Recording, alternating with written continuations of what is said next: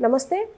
నర్సాపురంలో రఘురామకృష్ణకి వ్యతిరేకంగా ఎంపీగా ఉమా బాలన్ నిలబెట్టబోతున్నారు.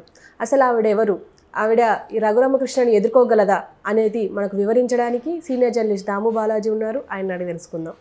నమస్తే సార్. నమస్తే సార్. రఘురామకృష్ణ ఆల్రెడీ మనకు నోన్ పర్సన్ అండ్ పవర్ఫుల్ నేత కూడా.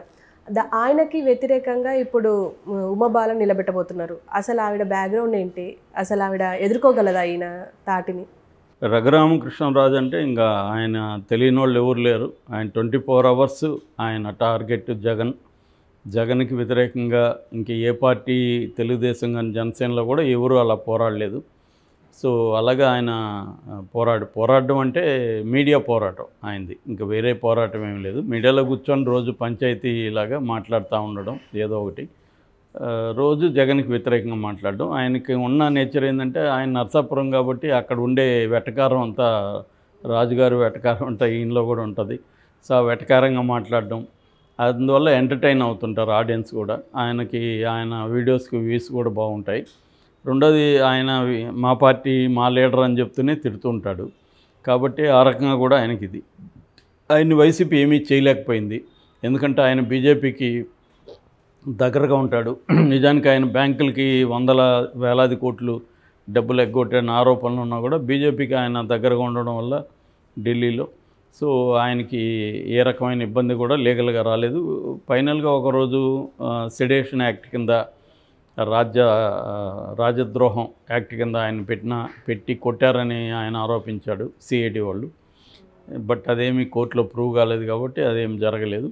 ఏదేమైనా ఆయన గత 4.5 ఏళ్ళ నుంచి ఆయన నియోజకవర్గానికి రాలేదు. మొదటిసారిగా మొన్న సంక్రాంతికి కోర్టు పర్మిషన్ తీసుకొని సెక్యూరిటీ పెట్టుకొని ఫస్ట్ టైం వచ్చాడు.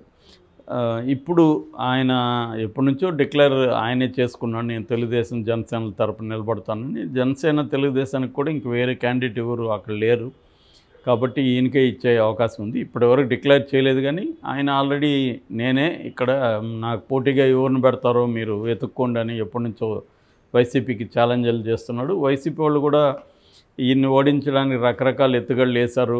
శ్యామలాదేవి అని కృష్ణరాజు గారి భార్య, చనిపోయినారు కదా ఆయన, కృష్ణరాజు భార్య ప్రభాస్ పెద్దమ్మ, ఆమెను రంగంలోకి దించాలనుకున్నారు. ఆమె కూడా ఆ మధ్య ఇండైరెక్ట్గా కామెంట్ చేసింది, రాజకీయాల్లో సేవ చేస్తాం మేమని. కానీ ఆమెను ఎందుకు మరి వద్దనుకున్నారు. ఆ తర్వాత సీనియర్ జర్నలిస్ట్ ఒక ఆమె శ్వేతా వర్మని, ఆమెను పెడదాం అనుకున్నారు, అది కాలేదు.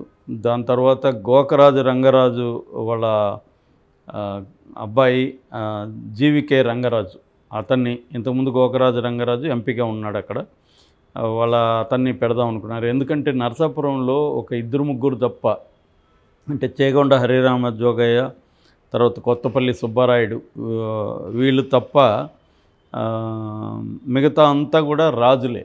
అక్కడ 57 ఏమో 62 అనుకోండి, నియోజకవర్గం స్టార్ట్ అయినప్పటి నుంచి కూడా అక్కడ ప్రధానంగా రాజులే గెలుస్తూ వస్తున్నారు. కనుమూరి బాపిరాజు, కృష్ణంరాజు, కనుమూరి బాపిరాజు 2 సార్లు గెలిచాడు. తర్వాత గోకరాజు రంగరాజు, రఘురామకృష్ణరాజు, వీళ్ళే గెలిచారు తప్ప రాజులే, వేరే వాళ్ళు గెలిచింది ఈ 2 సందర్భాల్లోనే. ఒకటి చేకొండ హరిరామ జోగయ్య, ఆయన కాంగ్రెస్ తరఫున 2004లో గెలిచారు. తర్వాత కొత్తపల్లి సుబ్బారాయుడు 96లో గెలిచారు. 99లో బీజేపీ నుంచి కృష్ణరాజు గారు గెలిచారు. అలాగే అది ఇంపార్టెంట్ నియోజకవర్గం. రెండో దాంట్లో దాదాపు 7 అసెంబ్లీ సెగ్మెంట్లు కూడా ఉన్నాయి. ఆచంట, పాలకొల్లు, నర్సాపురం, తర్వాత ఉండి, తణుకు, భీమవరం, తాడిపల్లిగూడెం, ఈ 7 కూడా అక్కడ ఉన్నాయన్నమాట. సో జగన్ అయితే అక్కడ ఒక డ్రాస్టిక్ స్టెప్ తీసుకున్నాడు.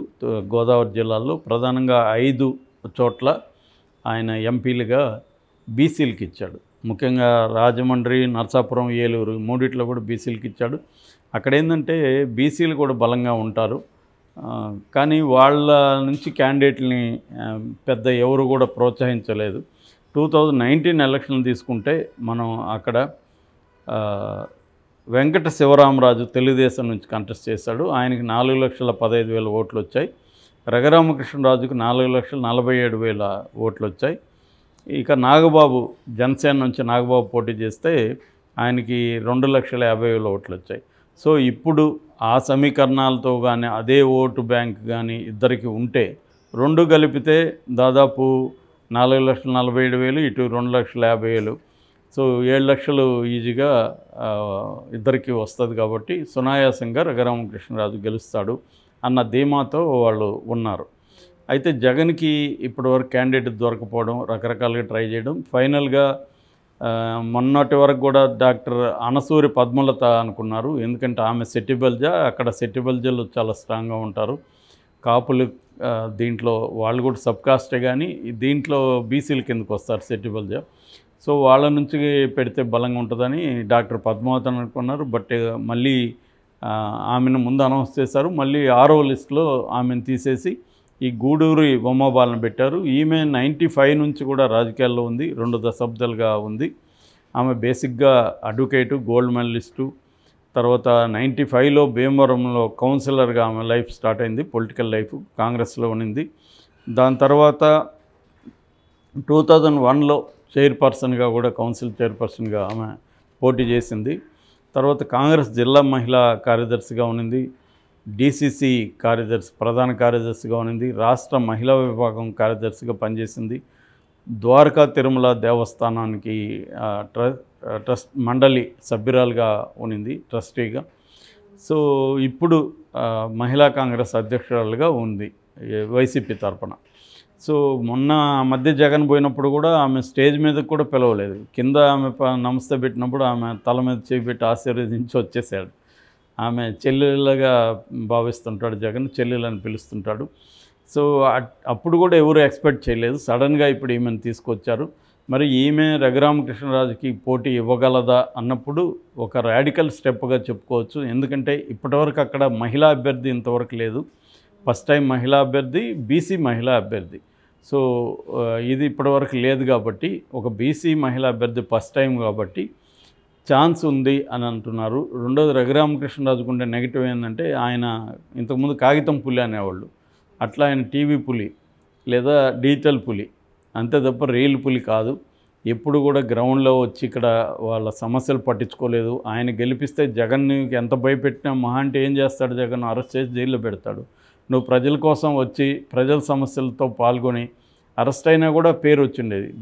అది వదిలేసి ఆయన జగన్ భయపడి జగన్కి అక్కడ కూర్చుంటే, ఇంకా నువ్వు అలాగా ఎవడికో భయపడి నువ్వు కూర్చునేవాడు నిన్ను గెలిపిస్తే రేపు మళ్ళీ జగన్ వస్తే మళ్ళీ భయపడవని గ్యారంటీ ఏముంది అన్న అభిప్రాయం జనంలకి వెళ్ళింది బాగా. సో ఈమె కూడా దాన్నే బలంగా తీసుకెళ్తుంది. ఎందుకంటే ఆయన ఢిల్లీలో కూర్చునేవాడు తప్ప గెలిపించినా ఇక్కడ కూర్చోడు, నేనైతే ఇక్కడే ఉంటాను, నేను మీకు అందుబాటులో ఉంటాను అనేది ఆమె తీసుకెళ్లే అవకాశం ఉంది. రెండోది సెట్టిబల్జులు గణనీయమైన పర్సంటేజ్ ఉన్నారు. వాళ్ళ ఓట్లు కూడా పోలరైజ్ అయితే మాత్రం ఆమెకి విన్నింగ్ అవకాశాలు ఉన్నాయి. రెండోది అక్కడ తెలుగుదేశం జనసేనల మధ్య కూడా ప్రాబ్లమ్స్ ఉన్నాయి. ఈయన రెండింటికి చెందిన వ్యక్తి, తెలుగుదేశంలో లేడు, జనసేనలో లేడు. ఈయన వైసీపీ నుంచి వచ్చాడు కాబట్టి ఓట్ షేర్ అనేది కూడా ఆయనకి వెళ్తుందా అనేది కూడా ఒక డౌట్ ఉంది. సో ఈ రకమైన డిసడ్వాంటేజెస్ ఆయనకున్నాయి, ఈమెకి కొన్ని అడ్వాంటేజెస్ ఉన్నాయి. ఈమెకి డిసడ్వాంటేజ్ అంటే ఈమె అంత పాపులర్ కాదు, ఈమె అంత కరిస్మాటిక్ పర్సన్ కాదు. బట్ ఒక్కొక్కసారి చాలాసార్లు మనం చూసాం, మహామహోళ్ళే ఎవరో అనామకుల చేతులు ఓడిపోయిన సంఘటనలు బోల్డ్ ఉన్నాయి. ఆ రకంగా చాలామంది విశ్లేషించేది ఏంటంటే, ఇతనికి మీడియాలో మాత్రమే ఉంటుంది తప్ప లోకల్గా ఏమీ లేదు. అక్కడ లోకల్గా ఆమెకే ఉంది, గ్రౌండ్ లెవెల్ అంతా ఆమెకుంది.